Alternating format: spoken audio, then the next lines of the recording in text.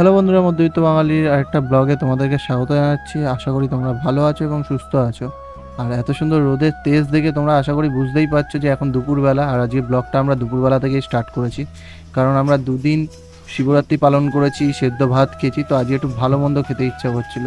আর ওইদিকে ম্যাও করছে গুড়গুড়ি। বলো। কোথায়? আয় আয় আয় আয় আয় আয় আয় আয়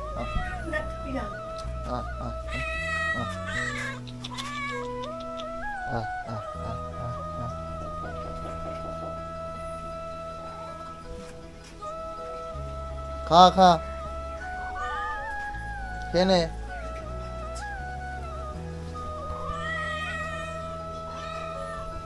এটা তো খাবে না।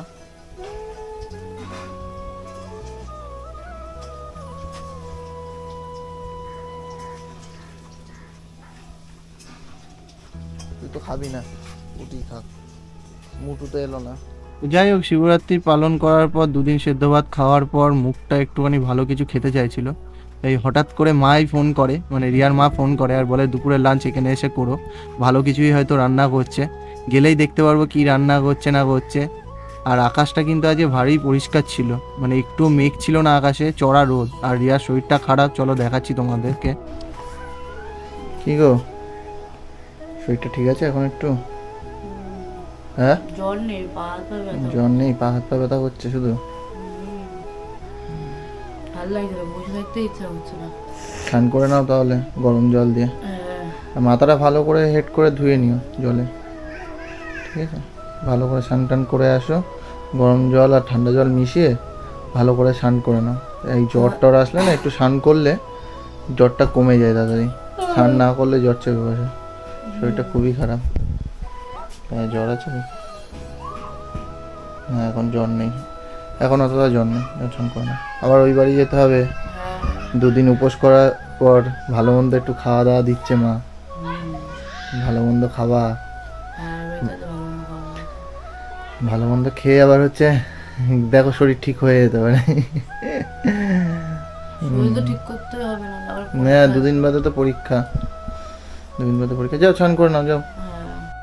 রিয়া যতক্ষণে স্নান করছে ততক্ষণে একটু ঘরের কাজগুলো গুছিয়ে নিই আমি, কারণ রিয়ার শরীরটা খারাপ, ও সেইভাবে কিছু করতে পারছে না। তাও কষ্ট করে বং রিয়াকশন হাবের ভিডিও বানানোর জন্য বসেছিল একটু আগে, তারপর শুয়েছিল। তো বিছনাটা ঝাড় দেওয়া হয়নি, সকালবেলা উঠে ও বিছনাটা তুলে নিয়েছে, তো বিছনাটা ঝাঁটিয়ে নিচ্ছি আমি। আর পুকুর লেটার বক্সের ওগুলো ওই চেঞ্জ করে, কিন্তু ওর শরীর খারাপ, ও নিচু হতে পারছে না, গা হাত পায়ে ব্যথা করছে, তো খাটের তলায় ঢুকতে পারবে না বললো। তো আমাকে বললো একটুখানি যদি চেঞ্জ করে দাও, আমি বললাম হ্যাঁ করে দিচ্ছি, ঠিক আছে, অসুবিধা নেই, ওর শরীর খারাপ, একটু হেল্প করা উচিত। আর জ্বর হলে মানুষের সত্যিকারে কোনো কিছু করতে ইচ্ছা করে না, খেতে ইচ্ছা করে না, খুবই কষ্ট হয়। যখন আমারও জ্বর হয় আমিও বুঝি, খুবই কষ্ট হয়, খেতে পারা যায় না, একটু মুখে কিচ্ছু ভালো লাগে না, মনে হয় একটু ভালো মন্দ খাই কিন্তু খাওয়া যায় না। তো ওরও একই অবস্থা, কিচ্ছু খেতে পারছে না, তার মধ্যে দুদিন সেদ্ধ খেয়েছে, শরীরটাও অনেকটা দুর্বল হয়ে গেছে, সেইভাবে প্রোটিন জাতীয় কিছু পাইনি। আর তার মধ্যে আবার অ্যান্টিবায়োটিক আর প্যারাসিটামল এইগুলোই খাচ্ছে জ্বরের জন্য। এখনও ডাক্তার দেখাইনি, কারণ দুদিন হয়েছে, দেখা যাক দুদিনের মধ্যে যদি না কমে তাহলে এবার ডাক্তার দেখাবো, কারণ ওর সামনে পরীক্ষাও, ডাক্তার দেখে না কমালে হবে না। আর এইগুলো ওই পরিষ্কার করে আজকে আমি করছি, এই কাপড়টাকে চেঞ্জ করে দেবো, ট্রেটাকে ধুয়ে দেবো, এইটুকুনি কাজ। ট্রেটাকে ধুয়ে আবার ওর মধ্যে নতুন কাপড় পেতে আবার পুকুর ওখানে দিয়ে দেবো। ট্রেটাকে ভালো করে ধুয়ে নিই, কারণ একদিন দুদিন থাকে ট্রেটা, নর্মালি দুদিন থাকে না, একদিনই থাকে, একদিন পরেই চেঞ্জ করা হয়। প্রত্যেক দিন সকালে উঠে রিয়া চেঞ্জ করে দেয়, যতই যাই কাজ থাকুক না কেন, ইউনিভার্সিটি যাক কিংবা যেখানেই যাক, সকালবেলা উঠে চেঞ্জ করে দেয়। আর নতুন কাপড় পেতে আবার ওর মধ্যে ওই যে নেটের ইয়েটা দেখেছো বসার, ওর না হলে হিসুপটি পায়ে লেগে যাবে বলে ওটা দেওয়া হয়, তো ওটাকে দিয়ে ভালো করে ওর উপরে ঘাস দিয়ে দেওয়া হয়। কুকুর ওইগুলো পরিষ্কার করতে গিয়ে ঘরটা একটু নোংরা হয়েছিল, তাই বললাম একটু বারুন দিয়ে দিই, আর হচ্ছে ঘরটা একটু মুছে দিই। রিয়া সকালবেলা মোছে, কিন্তু রিয়া শরীর খারাপ তাই ও মুছিনি। আর বাড়ির পিছনে কাজ হচ্ছিল একটা বাড়িতে, তাই এত আওয়াজ হচ্ছে। বিছনা ঝাড় দিয়ে ঘর মুছে ঘরটাকে একেবারে চকাচক করে দিয়েছি। রিয়ারও স্নান হয়ে গেছে, দেখি রিয়া রেডি হয়েছে নাকি। তুমি রেডি? তাহলে আমি স্নানটা করে নিই, স্নান টান করে নিই বেরোচ্ছি। আর সেরকম কোনো কাজ নেই, এবার স্নান করবো, স্নান করে ঠাকুরকে ধূপ দেখিয়ে বেরিয়ে যাবো ওই বাড়ির উদ্দেশ্যে। কারণ বেলাও অনেকটা হয়ে গেছে, আর আমার এদিকে স্নান করে ঠাকুরকে ধূপ দেখানো প্রায় কমপ্লিট, আর রিয়া একটুখানি কাজে বসেছিল, শঙ্করা বাজিয়ে বেরিয়ে যাবো।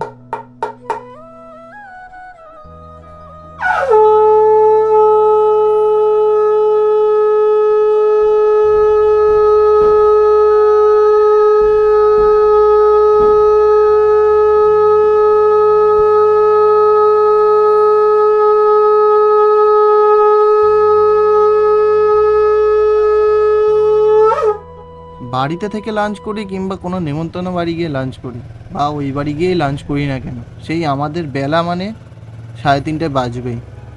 দুপুরবেলার খাওয়া কোথায় তাড়াতাড়ি খাবো ভাবি, একটু তাড়াতাড়ি খেয়ে দিয়ে একটু কাজ কমপ্লিট করে শোবো, সেটা আর হয় না কপালে। এখন বলে না, আগাগোড়াই আমাদের তাই। আর এই রাস্তাগুলো কিন্তু সব নতুন হচ্ছে, চিলড্রেন্স পার্কের সামনের রাস্তা, আমার বাড়ির সামনের রাস্তা, সবই নতুনই হয়ে গেছে প্রায়। সামনে ভোট বলে কথা। আর এই গল্প করতে করতে কিন্তু একেবারে মিলপাড়া চলে এসেছি। আর মিলপাড়ায় এখানে শিবরাত্রি পুজো হয়েছিল, তাই এখানে প্যান্ডেলটা এখনও রয়ে গেছে। এখানে প্রসাদও খাওয়ায় শিবরাত্রির পরের দিন, মনে হয় আজকেই খাওয়ানোর কথা, সঠিক জানি না, নাকি আগের দিন খাইয়ে দিয়েছে, কারণ এবার 2 দিন শিবরাত্রি পড়েছিল, তো হয়তো খাইয়ে দিতেও পারে। তো বাড়ি চলেই এসছি, এটা নিয়ে যাও না।